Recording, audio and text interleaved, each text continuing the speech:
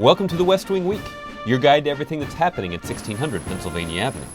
This week, the President traveled to Cleveland, Ohio, to speak on appointing Richard Cordray to lead the Consumer Financial Protection Bureau, which will protect families from predatory lenders. Spoke on a comprehensive review of our defense strategy, and the White House staff shared its New Year's resolutions. Are you going to say go? Yeah. Okay. That's December 30th to January 5th, or 2012, the annual resolutions edition. It's going to be a good year. On Tuesday, January 3rd, the first family was met by sub-freezing temperatures as they returned to Washington after the holidays. And White House staffers were ready with their New Year's resolutions. And watch more West Wing Week. I need to start working out a little bit more. I think I'm going to take up boxing.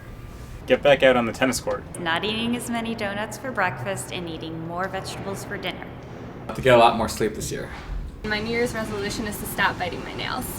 Lose some weight, spend more time with my kids, never going to end a sentence with a preposition during the briefing. Those are my resolutions. Running or total commitment to excellence? Drink more water. Smile more. Just smile more.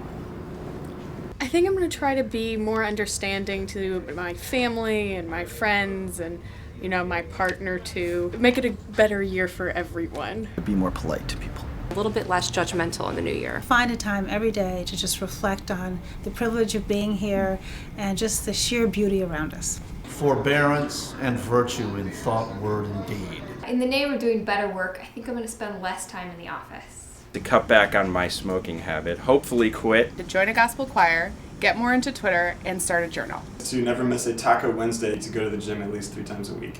Just a good year for everyone. Get out of Washington and spend time with folks like you. On Wednesday, the President traveled to Cleveland, Ohio, to speak at Shaker Heights High School about his decision to appoint former Ohio Attorney General Richard Cordray to lead the Consumer Financial Protection Bureau, which protects consumers from dishonest lending practices. On the way to the school, the President stopped to meet with the Eason family, which was victimized by a predatory loan 10 years ago that nearly cost them their home. Moving forward, the Consumer Financial Protection Bureau will be a watchdog for anyone who owns a mortgage, uses a credit card, or applies for a loan, protecting families like the Easons.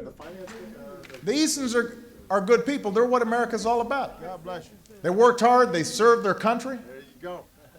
Thank you, man. They saved their money. They didn't live high on the hog. It's a modest house. They earned the right to retire with dignity and with respect. And they shouldn't have to worry about being tricked by somebody who's out to make a quick buck. And they need somebody who's going to stand up for them, and millions of Americans need somebody who's going to look out for their interests, and that person is Richard Cordray.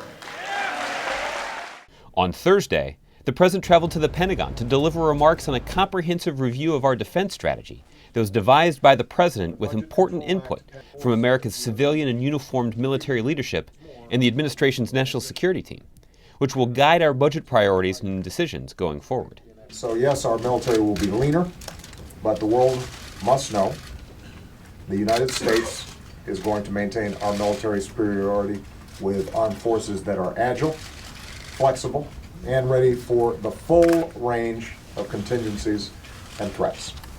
Later, the President stopped by the Summer Jobs 2012 kickoff and was introduced by the Secretary of Education, Arnie Duncan. We have a special guest here who cares passionately about young people, who's worked in tough communities on the south side of Chicago, and his heart is in helping you be successful.